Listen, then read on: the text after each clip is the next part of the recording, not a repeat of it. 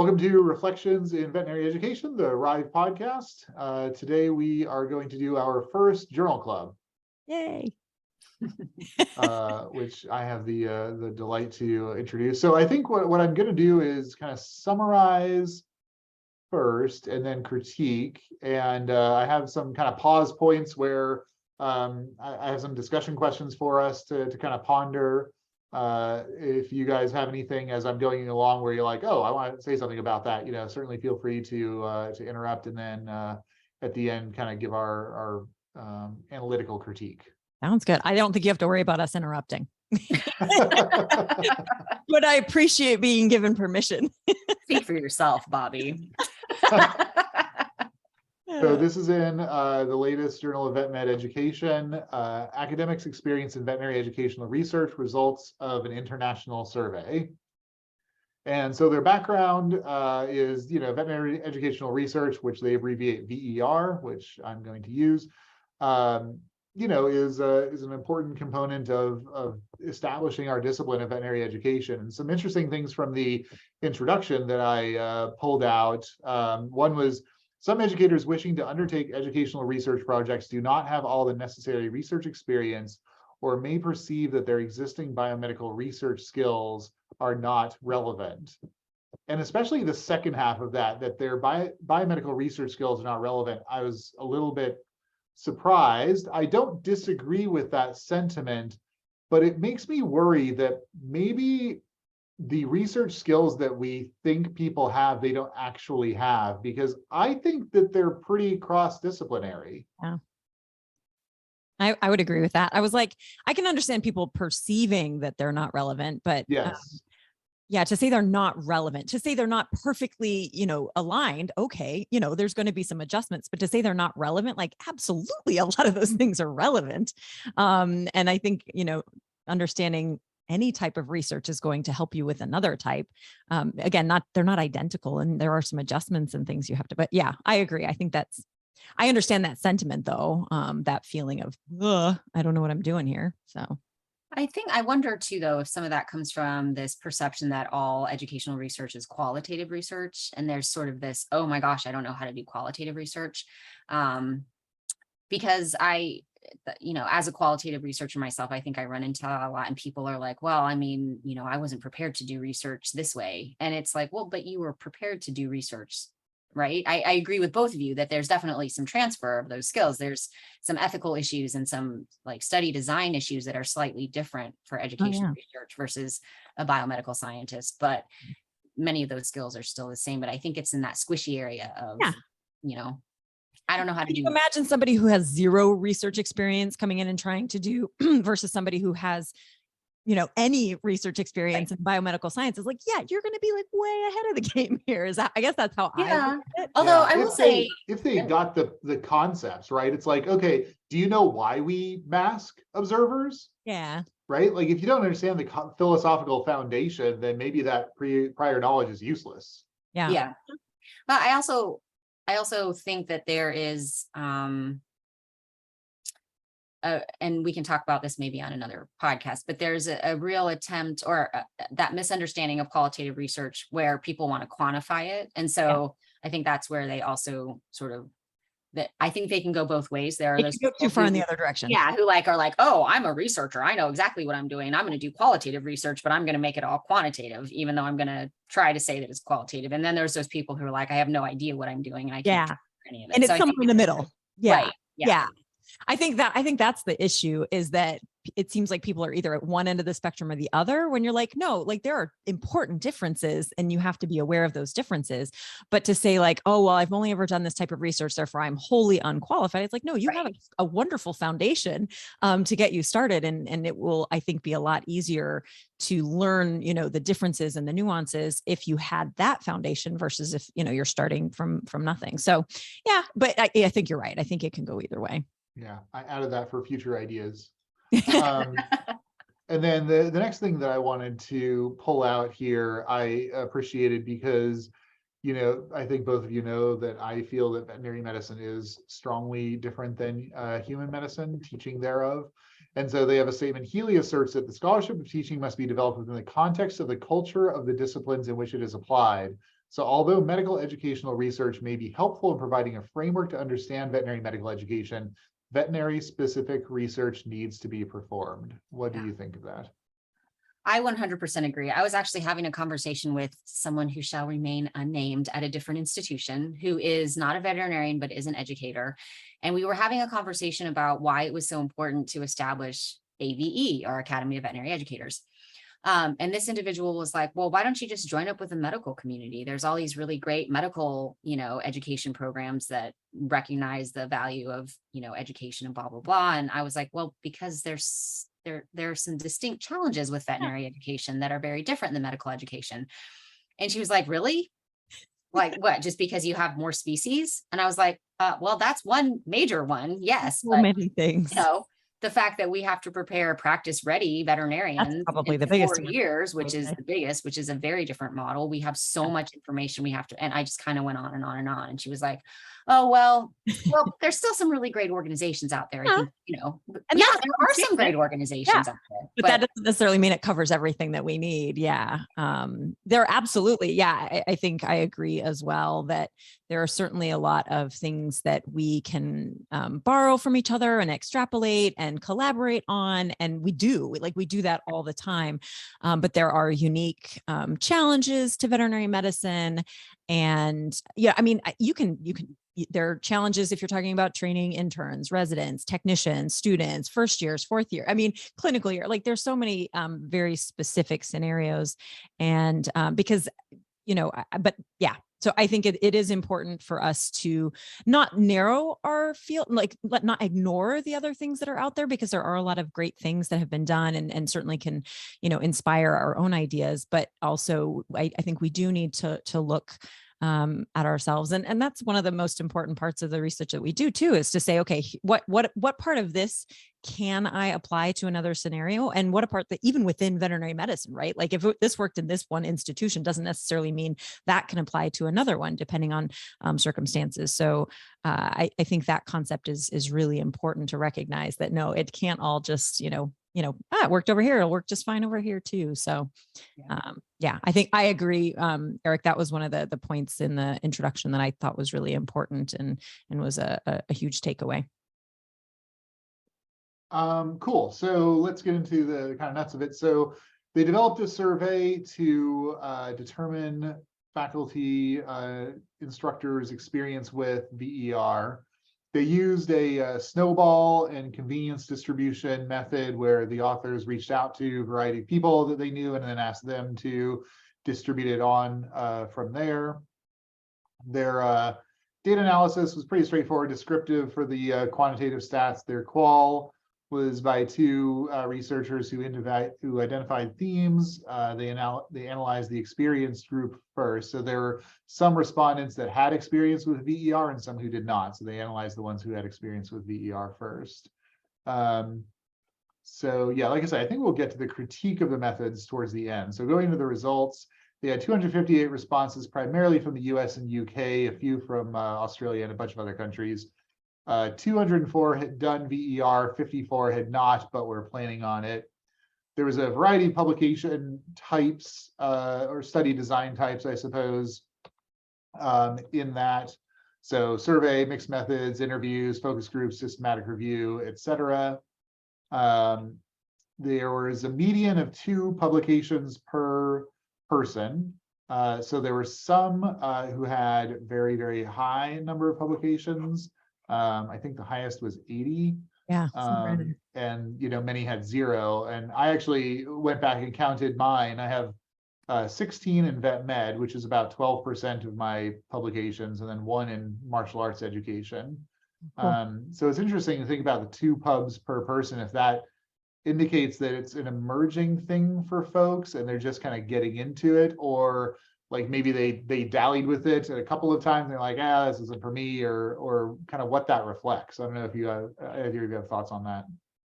Yeah, that it's interesting. Or how many of them were like, they were collaborators on. Yeah, right. They just got brought in on something that where you're like, oh, cool, this was fun for, like one-off thing, but like my main area of interest is somewhere else.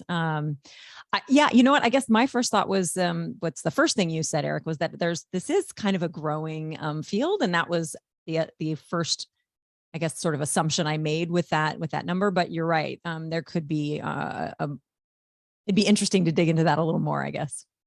So I think I actually read this article before it came out because I was asked to do some editing on it. And I think if I remember correctly, they do address that as they sort of hypothesize that some of that had to do with folks not having enough experience and or mentorship to be able to start up sort of cross the finish line with educational research. And then the other part of that was that because of the nature of the social science research that's done, oftentimes it just takes a little bit longer. So many people might be in the process of doing those papers, but during the time they took the survey, they hadn't actually completed that. And I think, so there was actually a sort of a, I guess, sister paper that was published that I actually wrote with two of the folks that were involved with this particular paper that was strictly qualitative, that was based on interviews with 6 really, really strong veterinary educational researchers. And one of the things that they talked about was how difficult veterinary educational research was, because there's this sort of, so one of them basically ended up saying, I have people who come to me all the time, you know, graduate students and or veterinary students who say, I really want to do a research project. Can you tell me something that I can do? Or I want to do it in veterinary education because it seems like that would be the easiest project to do, right? And he immediately says to them, if you want to do an easy research project, you need to go find somebody who's doing quantitative statistics, because if you want to do something, you know, quick and dirty, that's where you need to go. If you come into this thinking that veterinary educational research is going to be easier than that, then you have another thing coming. And so I wonder if some of that is people get into it and then they don't realize they get into it kind of naively thinking that it's going to be really easy. And then they get into it and realize, oh, this isn't as easy as I thought it was. And it could be even just that IRB barrier, right? The difference between an IOCOOK and an IRB, or understanding what an IRB is, or understanding what the IRB process is. So anyway, just some thoughts on that. Yeah, we'll get into some of their results in that regard. So that was the next part, was the challenges that were reported by experienced researchers. So at the top was funding, and then publishing, time, data collection, data analysis. And it made me think about, especially the funding piece, other disciplines have whole faculty lines dedicated to SOTL. The Department of Math here at Auburn has a faculty member that's their job, to do SOTL projects. They wander around and they're like, hey, you want to do some SOTL stuff with the other faculty?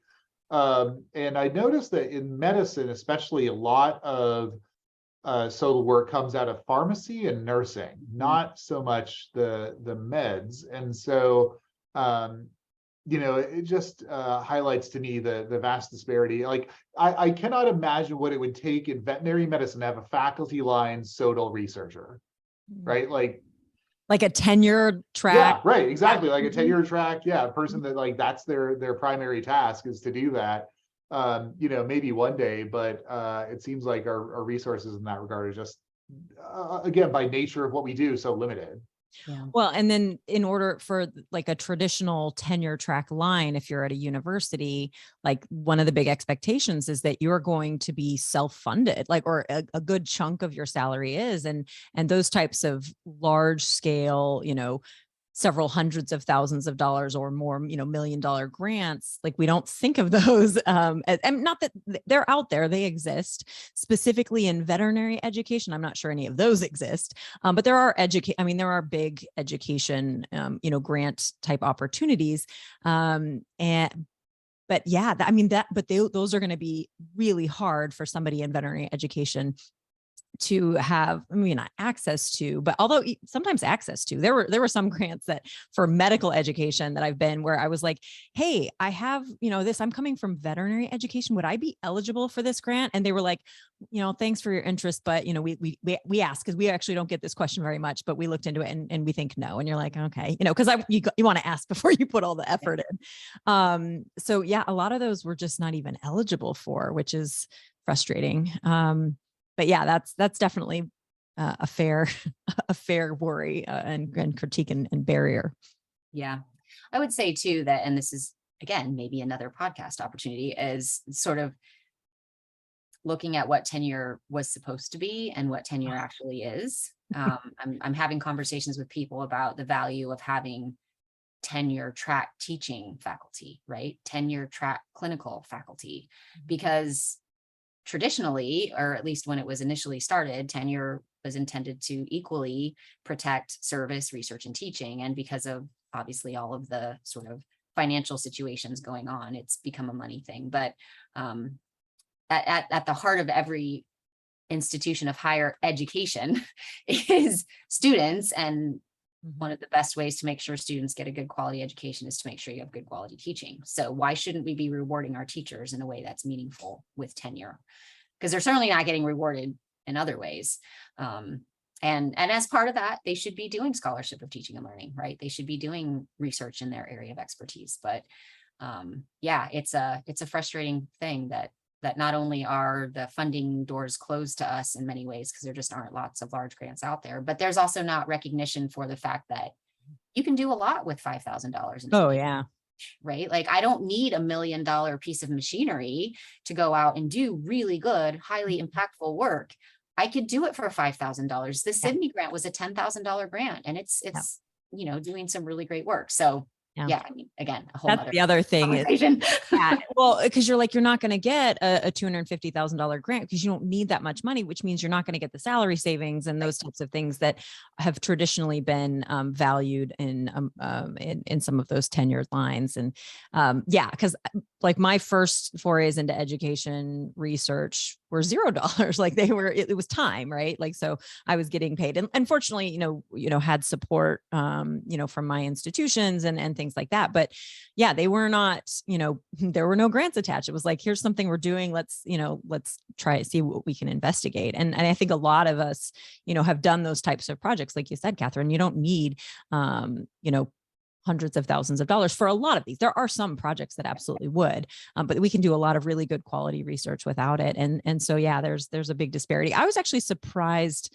That was one of the things I was kind of surprised in this, in the results, that the concept of tenure, there were definitely, comments about, getting credit, and, getting recognition, but not specifically tenure. At least I don't remember that coming up at all, in any of it. And maybe, it just was, one or two people made a comment and it wasn't enough to justify, putting in the publication, but I was surprised that didn't come up. Maybe people are just beaten down by it too much. Yeah, it's like tired of having the same argument. Nobody's ever going to give me tenure just for teaching. Why even bring it up? But Yeah. I think it's an important conversation to continue having. Yeah. Yeah.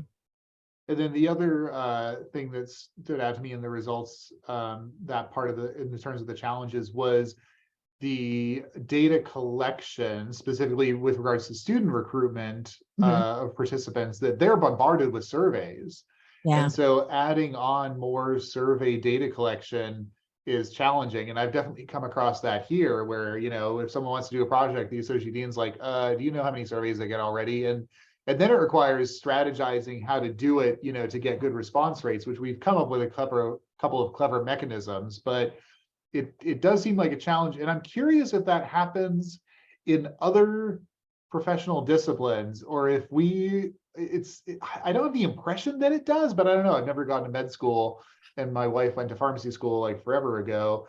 But I definitely have the feeling that vet med, we want to know a lot about what's going on with the students. And Yeah. I think that's because we haven't known that or done that before, and that may be why we're doing a lot of survey type stuff. I don't know. You think we're doing more surveys than those other disciplines? That's or what I would guess so, but I don't know.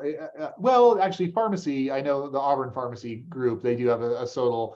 There again, they have a dedicated SOTL faculty. She has said that they already get a lot of surveys. So maybe it is across the disciplines. Yeah. Or like we're like extra protective of them or something, where maybe the other disciplines are just like, whatever. Suck it up, buttercup. Yeah. It might also be that we're just smaller. That's the other we're thing. a much smaller group. And so it might just seem like we're being surveyed a lot, or we're surveying a lot, but really it's just because we have a much smaller group of students to pull from. I mean, there are like 1 million physicians in the United States, or some ridiculous amount. There's like 115,000 veterinarians. Yeah, I think it's like 10 times as many. Yeah. So their response rate might be really low, but they still get tons of responses. Yeah. They might get 20,000 responses, whereas we might get 2,000 responses. And that's the same proportion. Yeah.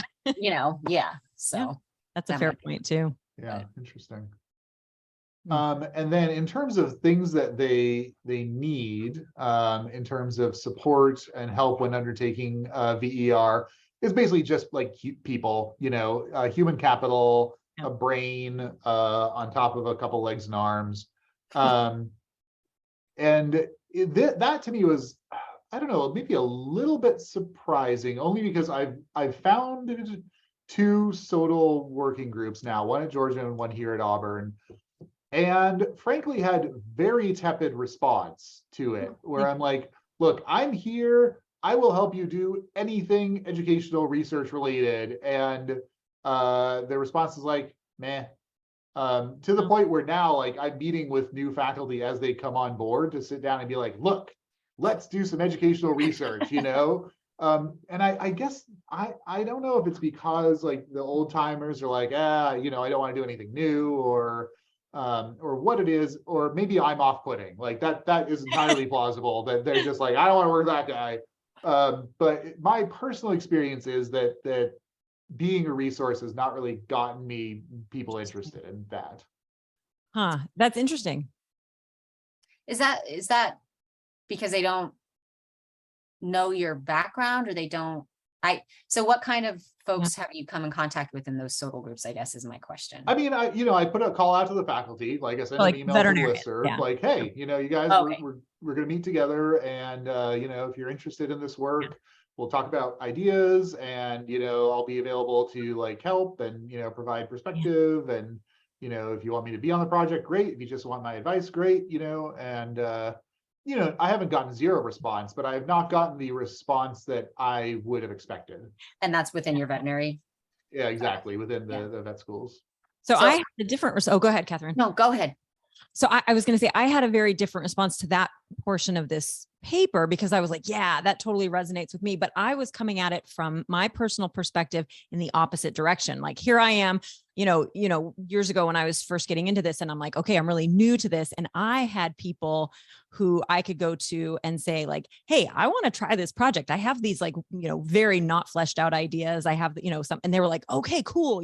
So they were in your shoes, Eric, and I was coming to them and they were like, yes, let's do it. And it was amazing. And so from my perspective, as somebody without a lot of experience and feeling very new to this, but like having ideas and wanting to try stuff, I felt like the community of educational researchers, whether they were veterinarians or not, and I worked with both, and I was like, this is awesome. Like, there are mentors everywhere. So I wonder if it's just because I was coming from, I'm already excited about this, and I'm looking for help, and people are like, we are ready to help you. You're like, I'm ready to help. And it's just by random chance, you didn't, like, because if you and I had been at the same place, I would have been like, yes, this is a thing we are doing.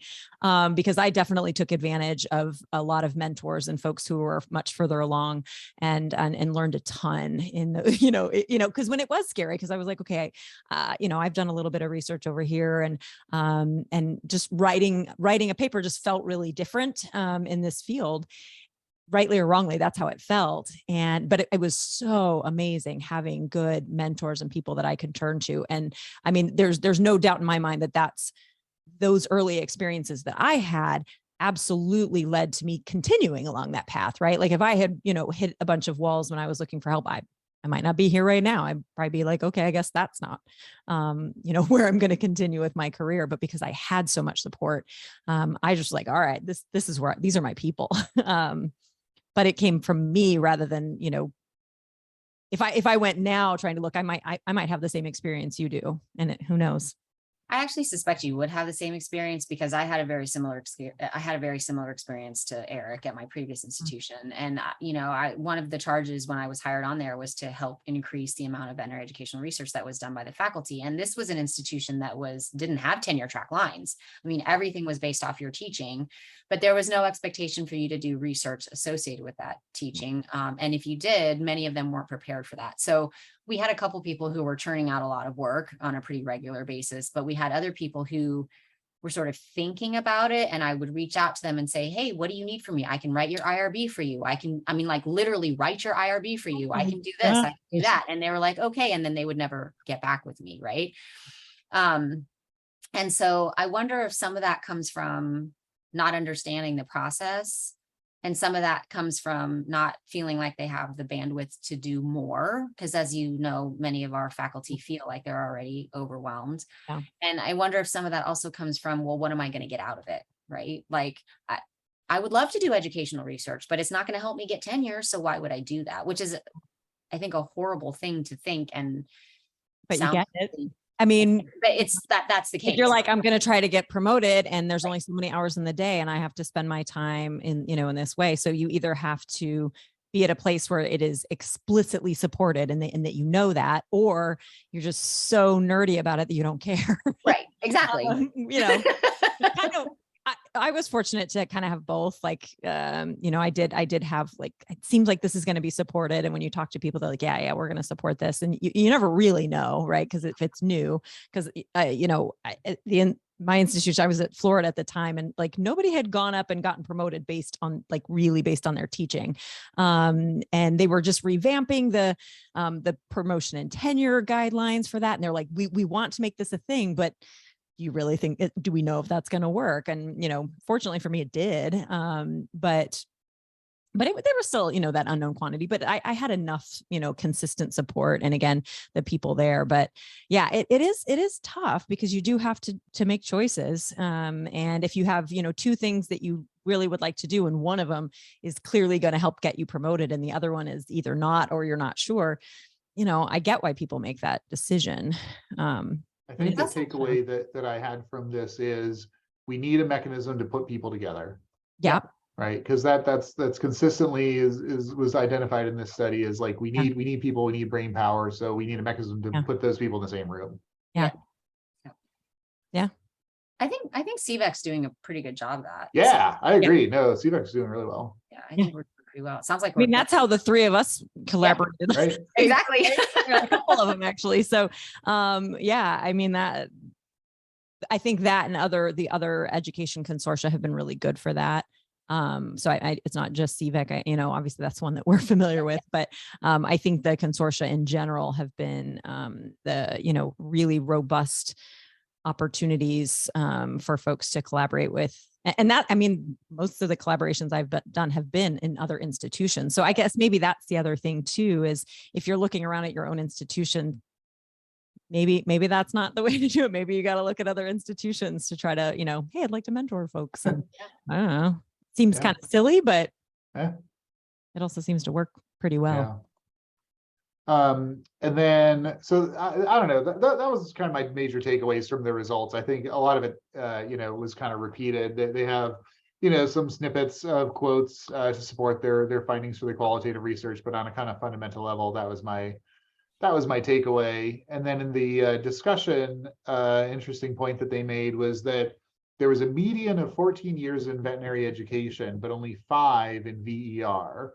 So there's like a 9-year time lag, which between people like getting into their discipline and getting to a point and then starting VER, that it doesn't seem like it's a foundational piece of their educational development. And so I thought about that. So my lag was actually 0. I started my first study as a resident, surveying people about how much they knew about pulse oximetry, because I thought it was appalling what the students knew. But then I had kind of a large gap after that. It was 5 years until my next VER publication. And I think it was because like, oh no, I got to do anesthesia, I got to double down on that because that's what I'm hired for. And that's what my expertise is in, et cetera. So yeah, just curious about if you guys have any reflections on that.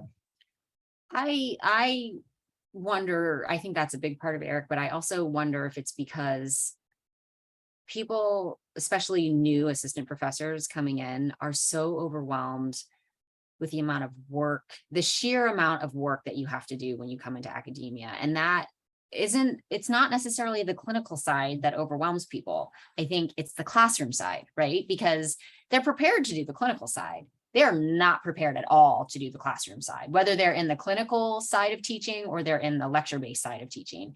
And so they're literally just trying to keep their heads above water and make sure that their students don't try to, come after them because their exam scores are so bad, or because their review sessions are so bad, or whatever the case may be. And they sort of sink into this idea of like, okay, well, I only have so much time and energy. And so I'm going to do really well in clinical. I'm going to do really well in research. I'm going to try to, get my committee work done.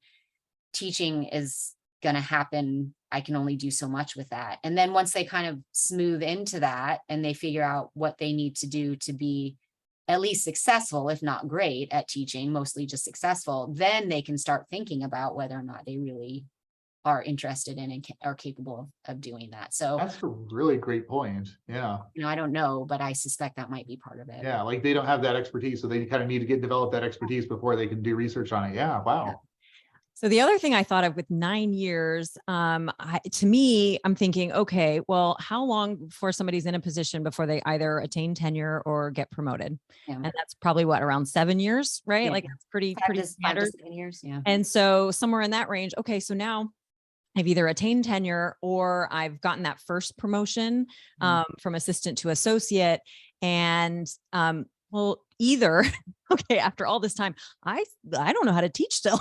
Like, right, nobody was ever going to come and teach me. So I'm going to figure out for myself.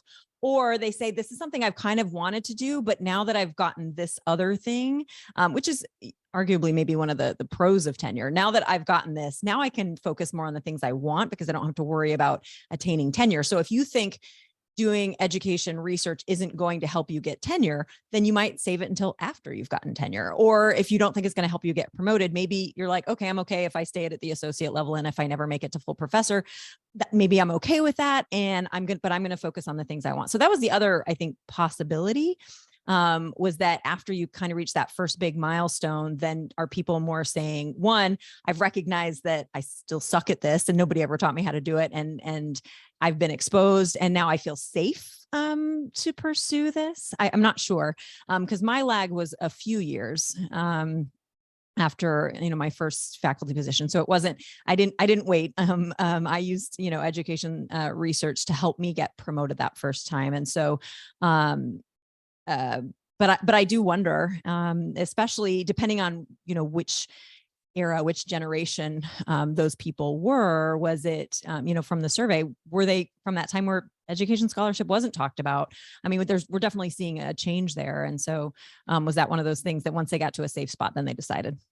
Yeah, I think there is probably an element of that, Bobby, but that again speaks to the sad state of affairs. If you feel like you have to changing. Right? Like that you feel like you have to be protected before you can actually do educational research. And I would imagine that's probably true of some people, but yeah, I mean, you shouldn't feel like, so I think I've been really lucky to have some people in my academic career who basically told me, we don't really care what kind of research you do as long as you're doing research. Yeah. Right? I think that I would love to see more people say that, I mean, I ended up not going tenure track in my first position because I was concerned about the type of research I wanted to do wasn't going to bring in the funding that was going to get me tenure.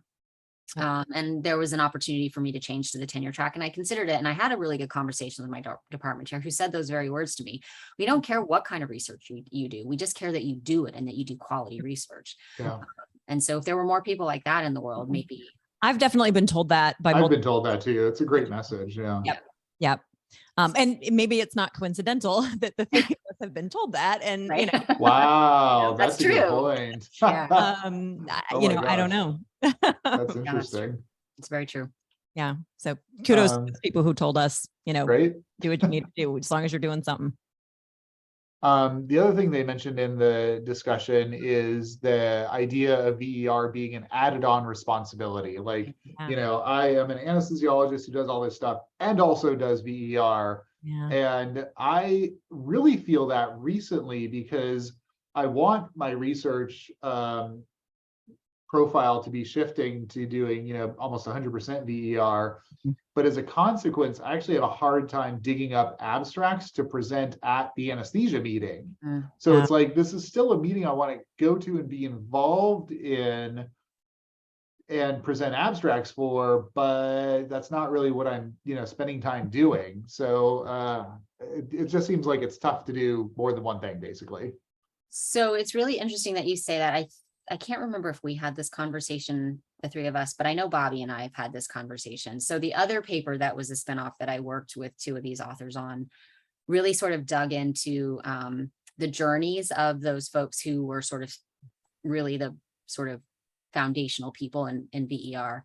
And many of them had identity crises. Yeah. And they came to a point in their career where they realized that they either had to go this way with their veterinary journey or they had to go this way with their veterinary journey. And they were never going to come back to it. And so there were 6 in that particular project that interviews were done with, and at least 3 of them had significant angst and continue to experience significant angst because they feel like they've had to shift their identity away from being a veterinarian and into being an educator. And I think we need to do a much better job of helping people understand that you don't have to give up one to take on the other. But there is simply the fact that there's only so many hours in the day. Yeah. And so the folks who worked so hard to be clinical specialists, like both of you are, I'm not a clinical specialist. I pretty much hated most of my practice time. So it was, but even then I will tell you, I still got licensed in Virginia. I still have a license to practice, right? So I haven't completely let it go. So there's some piece of me that says it's important. You're a veterinarian. Yeah.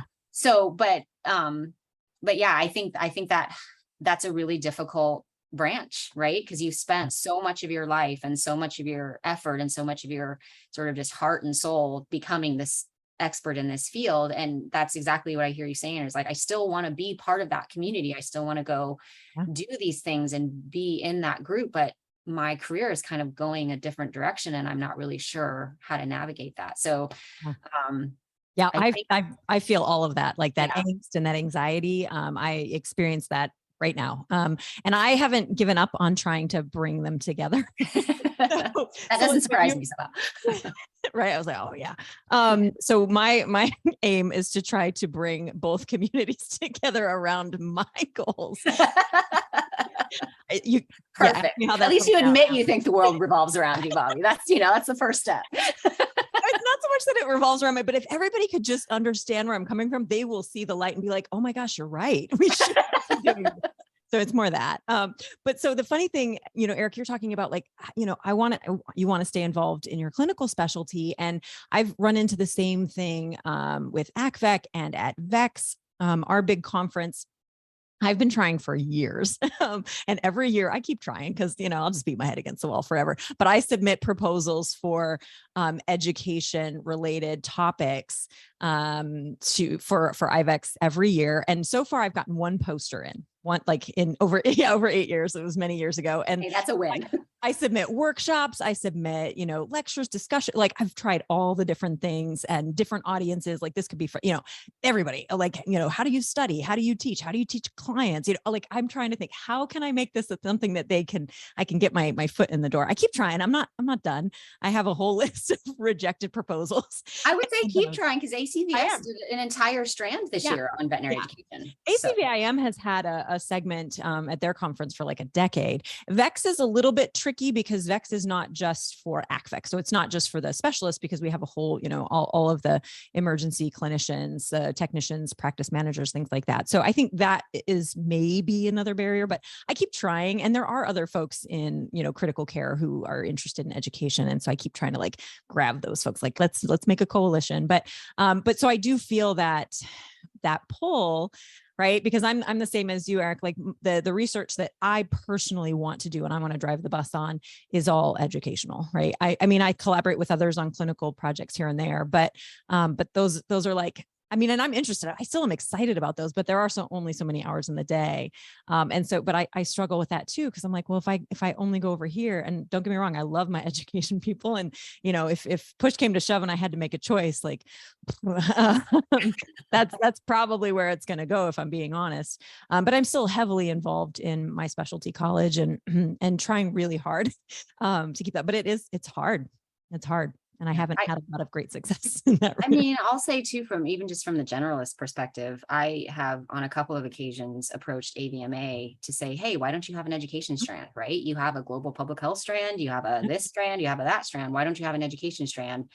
And it's lukewarm at best. Yeah. And I'm like, but you're the AVMA, shouldn't you of all people be you're the ones who accredit all these schools that prepare the new veterinarians. Shouldn't you of all people be interested in improving and increasing the profile of veterinary education? And even they are pretty lukewarm. So Yeah, it's tough. I think it's a really tough thing to do, but I also think it's another reason that we really need to cultivate this holistic view of what a veterinarian Yeah. is, right? It's not just about the clinical piece of it. It's about all these other things that we can be really good at and really passionate about and do really well. Well, and I just don't know how you separate out being a clinician with being an educator. Like You that is can't. literally like such an important part of what any clinician does. And you're teaching people all the time. And that is literally the joy, the only joy that I had a couple of Yeah. good clients, but the only real source of consistent joy when I was in practice was the opportunity to mentor and teach veterinary technicians and receptionists and other brand new veterinarians that were coming on board. Like that was where my joy came from in practice. 100%. Yeah. Yeah. Anyhow. Cool. Yeah, it's a struggle. The next discussion point, this is like I'm realizing how like highly driven this discussion is by me, because I'm just talking about the stuff I want to talk about. So we have if you guys have stuff in this paper that you want to talk about, we should Clearly we're having a that. difficult time piggybacking off of these questions. I have nothing to here. But they mentioned, with regards to like funding and getting personnel and that kind of thing, using the summer research students. And so I've done that for quite a long time.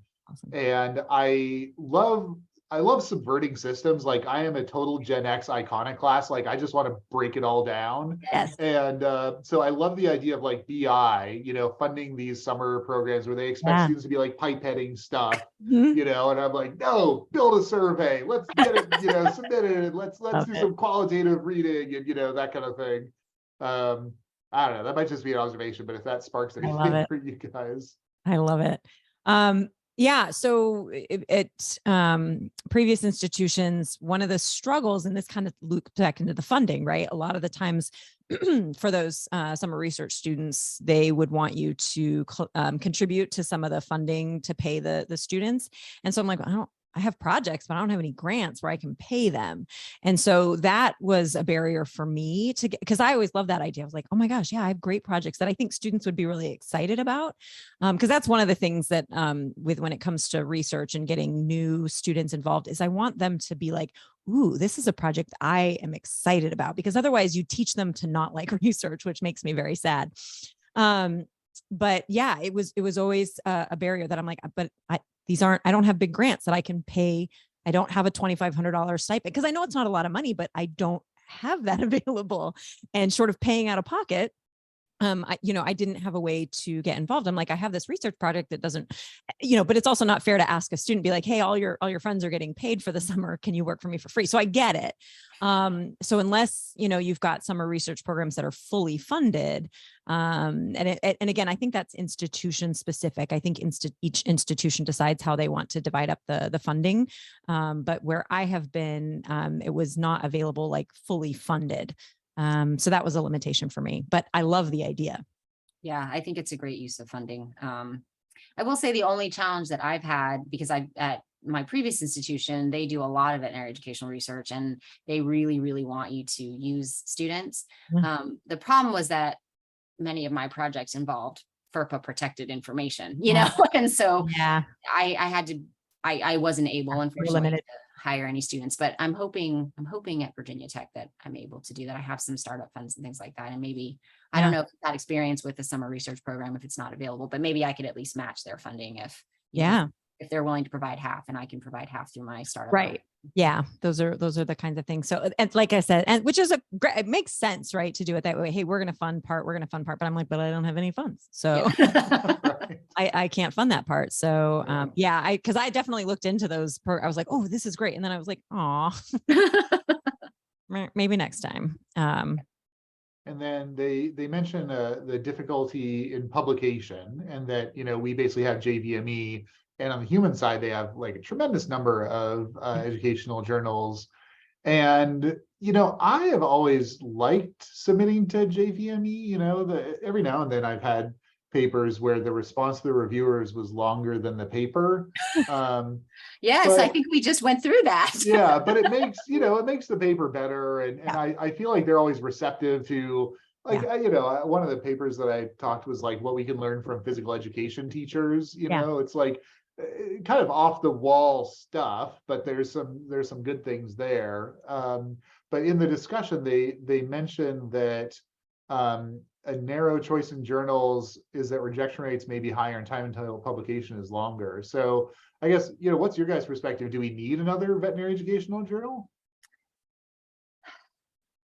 So I actually have some issue with that particular finding, because I think there are plenty of education journals that we can publish in. I think it's not necessarily a lack of journals. I think it's a lack of understanding of and awareness of the journals that are available to us to publish. Now, if we are talking specifically about veterinarians and the veterinary profession being our only audience, then I would say there's the potential argument that yes, we need another education journal. But I would say I just got a paper accepted to JVME. I've had papers in JVME. I've had papers in education in the health professions. Some of the higher other quality papers you can always submit to those medical journals that have, that are quote unquote human medical, but they'll still accept sort of health professions type oriented things. And there are literally thousands of educational journals out there, that many of which are very, very high quality, that could be submitted to. So I think in a lot of ways, it's a dearth of knowledge about the availability of the types of journals that we could potentially publish in, and just sort of this idea that maybe we don't know, and or we just think that they wouldn't be interested in our work, which I think is not true. Yeah, I agree. I kind of push back on that segment as well for a couple of reasons. One, now, I think there's something to that, right? Because if you also think about who do we want to be reading these articles, right? And if our target audience is veterinarians, then right, JVME is probably going to be, the best avenue for that. So until we start getting readership, of some of these, so education in the health professions, I think is a great newer journal where it's not limited to veterinary medicine, but there are a lot of veterinary education articles in that. And so I think that's arguably is, we have another journal, it's not exclusively ours, but I think a really good opportunity and option for folks. If we can maybe push to make that more the norm of what people are reading, then I think the value to submit publications there would be, maybe improved. The other thing I would say, e-publication ahead of print is a game changer. So while I would say it's fair that publication times are long, access isn't really all that long, right? Like I've had, I'm sure you guys have had the same thing where, in fact, I know because the research projects that we worked on together, I don't even think they're in print yet, but they've been out for over a year, and so they're accessible to folks. And so I think that has been a game changer. And so I'm not sure, and maybe that's something that's worth looking into, but I don't know what the rejection rate at JVME is, but I've had very good experience in general with any education journal that I've submitted to. Not like, oh, they just accept everything, no problem. But what I have found is the reviewers are, even when there's a lot, it's want to work presented in a supportive way. Yeah. They're like, okay, we like what you've got going on here. We do have some feedback. We have ideas on how to make it better. And it's always felt like, hey, we like what you're doing. We support you. We just want to make sure we clean it up a little bit before it goes out for publication. It's never it's been more of a mixed bag. Outside, where sometimes you're like, well, that was just mean and unnecessary. So I've not had that. I'm sure it happens occasionally in the educational research world, but I have not encountered that yet. And so, yeah. And I don't think it's because like all my publications have been just fantastic. Like it's not that. I feel very confident that that's not the case. Well, I mean, I actually have had that just mean experience in the education world. Yeah. I do think too, though, part of it is the types of articles that you're publishing, right? So as a qualitative researcher, I've definitely struggled to publish more than my quantitative or mixed methods counterparts. And I have qualms with mixed methods that we can talk about at another time. But qualitative, just the challenge that I face with qualitative is that there are a lot of people out there who call themselves qualitative researchers, but really don't know enough to be truly qualitative researchers. So they give me feedback and I find myself having to figure out a way to nicely say you're wrong, right? Man, that'd be frustrating. I know more than you about this. And I don't say that very often. I don't tell people I know more than you very often. This area, I know more than you based on your review of my work. I can tell that I know more about this than you do. Yeah. And so oftentimes it's just a flat out no. We don't, you only have a sample size of 5 people. Why would we do this? It's Oh, not generalizable. Well, it's not my point. And I made that very clear that it's not general, so I think it does depend on the sort of type of research that you're submitting. And to be fair, we are seeing the tide change, right? Yeah. So Regina Schoenfeld-Tucker is the new editor for JVME, and she is, I mean, I've had conversations with her. She's fantastic. And I had made a comment about something that seemed a little bit exclusionary with regards to, or the language was just a little bit different. She's like, oh yeah, I just, I see qualitative and quantitative is sort of the same thing. It's all just research to me. It just depends on the quality, not the type. And I'm like, I love you so much. Right. But that's not, oftentimes that's not what her reviewers are doing. Right. So I think that, it might be nice to see another journal that's one of the things I think I love about EHP is that it was started by somebody out of vet school at NC State's, and it's very open to all qualitative. So I think as we see that shift change, it's going to be easier. But I also know that there were definitely issues with publication times, and there have been papers that have gotten through really quickly and some papers that took 2 years. So, but I don't know that that's unique to us. It's not unique to education research. It's not unique to veterinary. Yeah. I mean, that's, again, I think that's where for me, e-publication has been such a game changer. Yeah. I do have more of a challenge publishing in my discipline journal. So even though VAA accepts educational research reports, if it is not quant, they struggle to find reviewers, first of all. Yeah. And then so that's the biggest thing. So if they're able to find reviewers that know, then it's not a big problem. But every now and then you get a quant reviewer that's like, oh man, I can't even have this conversation with you. I know.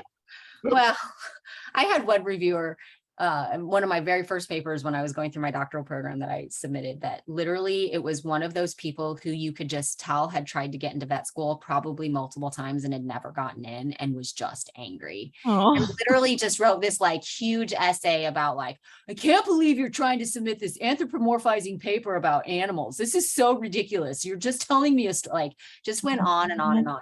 Literally had nothing to do with anything in my paper other than I'm just really pissed off at you because you're a vet and you're trying to write, this story that I don't understand. So that was like the single really bad experience that I had. And I let the editor know in very nice terms and we were able to get through it. But it's so funny though, wild. like how impactful some of those, you remember all, like I can, like my very first paper I wrote, I can still like remember some of the complaints and I'm just like, really, this is the sticking point. And I remember the first time I got asked to review a paper, I was like, okay, I take it so serious. I'm gonna be nice. I actually gave my review, just my review, not the paper, to my dad, who's not in the medical field. And I was like, can you just read this and tell me if any of it seems a little too harsh? Like, that's all I wanted you to do. Just tell me if I worded anything. Because the very first one I reviewed was kind of a rough paper. It was not education. And I was just like, okay, but I really want to be supportive because the concept was good, and I was like, how do I write this in such a way that is, and I spent hours on this review, but I don't do it quite like that anymore. But then I was like, okay, I just need somebody to read this and make sure it wasn't too harsh because I don't want it to be that experience for somebody. That can make the difference between somebody continuing to do research and not. Yeah. So speaking of that, that's an awesome segue into the critique for this paper. So I'll just kind of go through all of mine, and then if you guys have any to add or reflect on. The first thing that I was like, did I get this survey? And I don't know. I answer any survey that I get pretty much. And so I tried looking at my Gmail and I couldn't find a record of it. So I was just like, I wonder if I got this. I'm pretty sure I did. And I think one of them, I'm like, that could have been a quote from me. It might just sound like me, but I was like, that's something I would have said. I'm not 100% sure that I did, but I'm pretty sure I responded to this survey. They didn't talk about conforming to Cross or Cherries for survey and online survey guidelines, which for a paper that I don't know what year they did the work, but those are pretty well established. So I would like to see those. Yeah, it was 2020 and 2021. Yeah. Yeah, it was recent. The survey was recent. Yeah. For the qual analysis, I didn't see any reflexivity statement or theoretical foundation, which, you know, I was just a little bit surprised by that was missing. Yeah. That's Um, pretty Yeah, 'cause common. part of my argument for not doing a mixed methods paper. yeah. And then the survey itself, I didn't really like get too far into the weeds.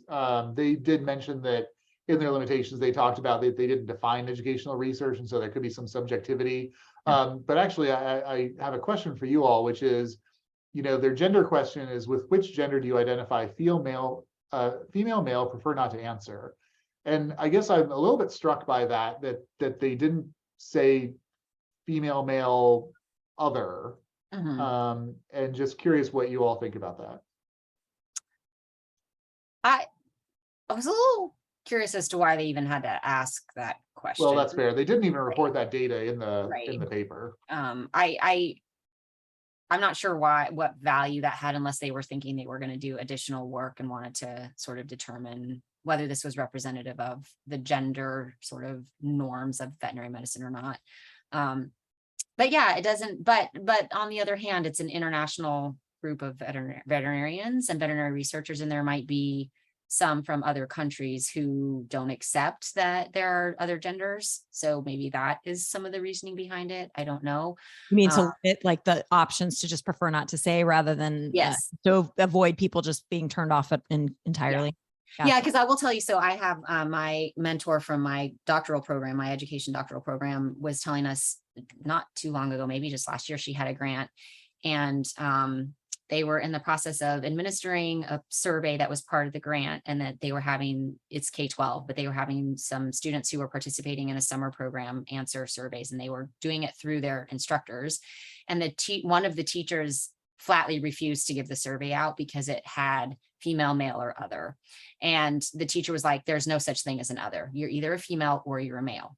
And they were like, it's not really for you to decide. You agreed to be part of this project. You need to, no, I'm not going to do it. So just flatly refused to administer the survey. So it may be, it's challenging. Yeah. That they just had to deal with that. I don't know.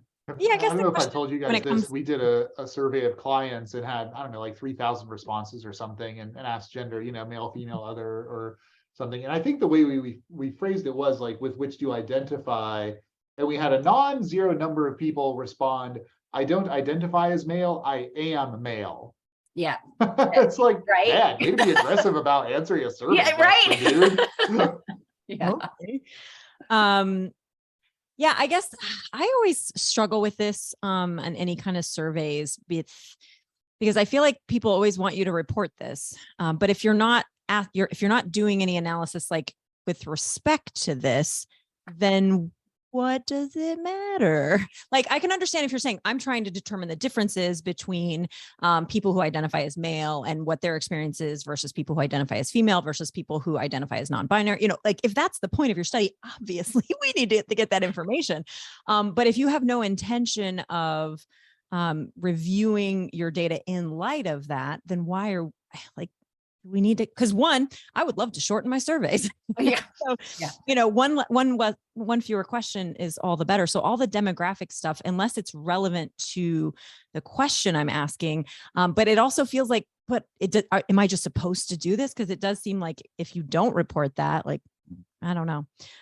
So that interestingly is so the paper that's coming out in JAMA, I actually went through 2 rounds of reviews, because the first time they said accept with minor revisions, and then the second time they said accept with minor revisions, and they were different revisions, but it was the same reviewer. So that's a whole nother conversation. Yeah. But one of the things that happened in the second review was, and this was a qualitative paper, we actually had 34 participants that we did. And so it was a huge sample actually for a qualitative paper. And they basically said, you need to report the demographic data. And I pushed back and said, I didn't collect demographic data. And they're like, well, then you need to report that as a weakness. And I'm like, there's no reason I needed to collect demographic data. Yeah. I wasn't looking at I'm not trying to make comments on this in light of the demographics. Right. Yeah. And so then they pushed back and said, well, you know, how do we as a reader know if we can generalize this information? And I'm like, I'm telling you, you can't generalize this information. There's no reason for me to give you the demographic data. We actually did not do a demographic survey. Now that was a follow-up paper that is getting ready to come out, and it's a much bigger paper.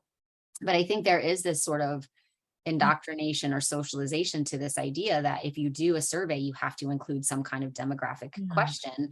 And I don't see any value to it, just like you said, Bobby, if you're not actually interested in that particular information. So, Yeah.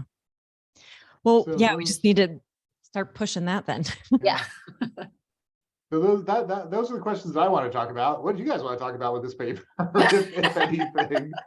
So one of the things that came up for me, so two sort of related things that I kind of wish they had talked about a little bit more was, and I understand the methods for getting the survey out. I get it. I get why you did it the way you did it, but we did select for, it seems, right, like people who are either doing educational research or planning to, like they had, if you look at their survey in the appendix, they did have questions about, are you planning, have you done any education research? No, go here. Are you planning to? Yes, go here. No, go to the end. Tell us why. And they didn't have any of those. So nobody who responded to the survey was not involved and had no plans to be involved. So we didn't really get that perspective of like, why do you not have any plans? So, and I don't know if that is based on the fact that it started with the researchers, you send it out to the people, and snowball from there, and like the methods, which again, it's hard to get surveys out. So I'm not, it's a critique, but also I get it. But it is a big chunk of the story that I think we're missing from this survey that I kind of wish they had emphasized a bit more, because again, if you look at their survey, they were anticipating or maybe even hoping to get some folks, the perspective of some folks who were just like, yeah, I don't have any plans. I've never done education research. And is it because you don't think it's important? Is because, maybe some of the same limitations that the folks that were planning to or have done it, thought. But so I thought that was for me a big gap in what this could have been. I'm not sure that I have strategies to be like, how do you get to people who are like, I'm not interested in education research.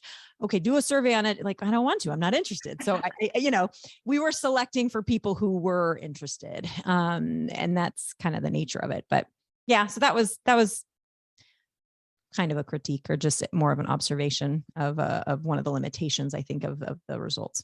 I feel like that would be a different survey. Mhm. Yeah. Because the methods for getting those people and recruiting them and the questions that you ask, I think that I agree. It's a very valid observation, and that is data that would be nice to know. Yeah.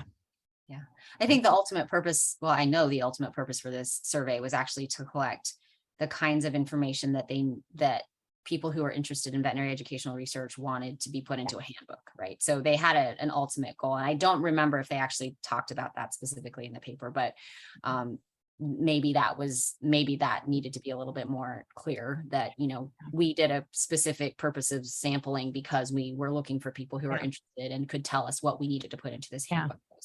Yeah. And again, that's fair. And I probably wouldn't have thought too much of it, except for the fact that they included the survey in the appendix, which kudos, like I actually, that was really good job. But then I read through it and I was like, well, man, it would have been nice to hear from some of those, because there was like an option for an open-ended response at the end, like, tell us why. And I was like, well, I want to hear from some of those folks. Well, I do think that would be an interesting survey, right? Yeah. Like, Yeah. You've never done educational research, you're not interested in educational research. Tell us why. What are the reasons why? I think that's true. Yeah. So I think my biggest, and you've probably all figured this out by now, but my biggest critique is that they did mixed methods, and I don't feel like they did it well. And I know some of the people who are on this paper, so hopefully they're not listening to this and being like, oh, well, I think I've maybe read one mixed methods paper in my life that was actually done really well. And so I actually had a professor during my program who was like, you should never do mixed methods. And I've come beyond that and realized that I think there is a place for mixed methods, but it's not, there needs to be somebody who truly understands qualitative research and somebody who truly understands quantitative. And most of the time, is even in a group, most of the people, if not all the people, are quantitative with a little dabbling of qualitative. And so, as Eric pointed out, there's no theoretical underpinning. There's no real understanding of how to deliver a true qualitative paper and the impact that could have had. So I think that adding open-ended questions to a survey to say that you're doing a mixed methods paper seems like a great idea, but in the end, oftentimes it ends up being short-sticked, right? Because like, you get all this great quantitative data, and then people are like, oh, these are just people telling us their opinion about things. And that's essentially what a lot of mixed methods are, because they don't understand enough of the qualitative to put the real meaning to it. And it also expands the word count in your paper if you're doing it right. And so Mhm. maybe people are like, well, I'm not going to get it Mm. accepted if it's a 7,000 page, 7,000 Yeah. document. So that would be, I mean, I think they did a nice job given the parameters they had and what they were doing, but I would prefer to see that part a little bit more, a lot more robustly done. So here's my question for you, Catherine.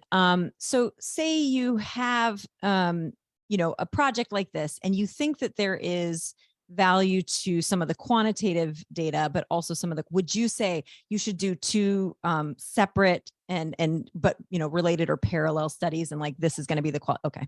That's Yeah, I good. mean, if you have somebody who truly knows how to do the qualitative side, I think you can put them both together. But really, to do the qualitative side justice, you need that extra space in the verbs and the words. Yeah. So I would generally separate them. Yeah. I think my read of this is that they didn't do qualitative data analysis. They just turned text into numbers. Right. Yeah. Right. Which I actually don't object to that, right? Because now we have a count, right? We know, that whatever 188 people say that people are the top tips for success, right? Like that is a valuable data point.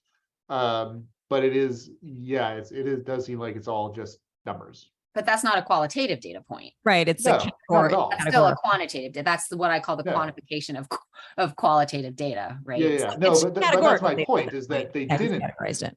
There is no qualitative data here, right? Yeah. Like there is ostensibly, but in reality, no, it's all just numbers. Yeah. For sure. Well, and the other thing, the last point I guess I will make too, and kind of used to reading these types of papers, especially in JVME, but I had like a aha moment years ago when an educational researcher who actually does a lot of qualitative, so this was years ago, and was like talking about here's the process for quality, and this is what the often the paper looks like, and even just like seeing so your introduction is going to be ridiculously long compared to what you're used to, and you're going to be talking about the theory and this and that, and I was like, that is like backwards for what publishing and what I'm used to, where it's like, keep your introduction pretty short, just like tell us what you're doing, spend some time on your methods, and then go into the rules, and then your discussion, tell us what you think it all means. Whereas like, no, we're flip-flopping this. Here's the theory that I think that is going to apply here, and here's all the background, and here's what you need to know about this, then here's what we did, and here's why we think that makes sense, and so it's sort of inverted. And that was like really eye-opening for me. And, but also at the time, I didn't know any of the theories, and there's still a lot of them that I don't know. But even just the names of some of the things that I'm just like, I don't know what that means. Yeah. So I think that's the other issue, is when you have folks who are veterinarians and they're content experts in veterinary medicine, but don't necessarily have that training. It's really hard to do the qualitative research and even have a basic concept of it if you don't have the theoretical background for it, because that's where it all stems from, right? Like you can't really do that if you haven't got a theory that, what's your lens for looking at this. So, well, I think that's a really good point to end on, is that, so for me in my head, when I think of the shapes of the processes that are associated with quantitative versus qualitative, I think of qualitative as a circle, and I think of quantitative as in like a straight line arrow, right? You're going from A to B to C, and you're sort of starting with your hypothesis, you're going through your study, you're doing you're going sort of stepwise through this process. Whereas qualitative is, you can pretty much start anywhere on that circle, but eventually you're going to get back around to that circle 2 or 3 or 4 times before you finally get to the point where you can write that paper. And that's where all that stuff comes from. So that's kind of how I visualize the differences between those two types of research. Yeah, no, that makes sense. And it definitely, like, even early on when I was, starting to do some of the research, and I'd have people who were experts, and they're like, well, what theory are you, and I'm just like, what are you talking about? Yeah, right. I don't know what you're, it's a whole different language, right? I know. I sort of cringe now when I think back. I'm like, oh my God, the things they thought about what I like. No, I mean, it is what it is. That's the beauty, is people are still like, but that's okay. We will help you. We will help you with this stuff. And, they'd give you the name. I'm like, okay, I'm going to go Google this now. Cause if you don't even know the words to search for, like, it's hard to even get started. Right. So you do have to have, some foundational information, which is maybe kind of get back to what we said at the beginning. Like, you do have to have a little bit of knowledge before you can jump in, because it is a little bit different than starting with the hypothesis and moving forward. It is sort of starting with a hypothesis, though. Like, here's the theory that I think applies. And, now we're going to investigate if that makes sense or not. So it is, but you have to. Yeah. Unless you're doing grounded theory, and then it, turns your That's whole true too. That's true. That's a nice fallback, right? Like, if you didn't come up with a plan at the beginning, you're like, oh yeah, grounded. Oh, awesome. So I would say thanks to the authors, though, because this Yeah. is a lot of work, and so there's critiques, there always are. But doing this type of research, I think there's still a lot of value in what they've shared and getting this out there. There's some really good takeaways from this, and that we need this kind of information so that we can move education research forward. absolutely. Yeah, Exciting. super important. So Super yeah, important. thanks. That's why I chose it. I'm actually also presenting this for our SOTL group Nice. meeting this month, because mostly just to show people like, hey, these are the problems other people have had, you're not alone, kind of thing. Absolutely. Yeah. Very cool. Thanks, Eric. Awesome. Okay, great. Well, thanks to the two of you, and thanks to the listeners for joining us. Yeah, it was great to see you guys, and look forward to next time.